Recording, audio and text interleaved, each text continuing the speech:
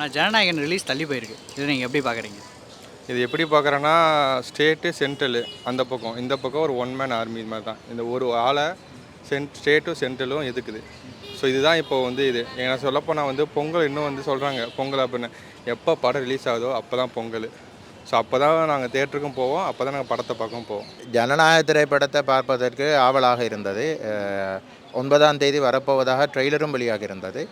இந்த நிலையில் தற்பொழுது அது தடைப்படுத்தப்பட்டிருக்கிறது. நான் நினைக்கிறேன் மத்திய அரசாங்கம் தான் இந்த சென்சார் டிபார்ட்மெண்ட்டுக்கு பொறுப்பாக இருக்கும். இவர்கள் சொல்லுகின்ற காரணங்கள் இந்திய இராணுவத்தை போன்ற ஏதாவது ஒரு காட்சி வந்திருப்பது என்று.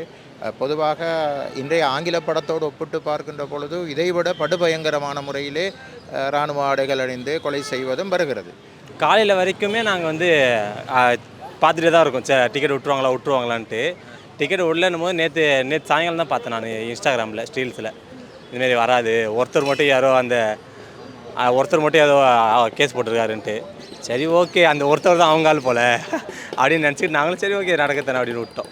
இப்போ நீங்கள் சொல்கிறப்ப இவ்வளோ சாதாரணமாக சொல்கிறீங்க. லாஸ்ட்டு படம் விஜய் எனக்கு உங்களுக்கு ஒரு வருத்தமாக இல்லையா? இன்றைக்கி வர்றது எங்களுக்கு இல்லை, என்றைக்கு வந்தாலும் அன்றைக்கி தான் அது கெத்து எங்களுக்கு.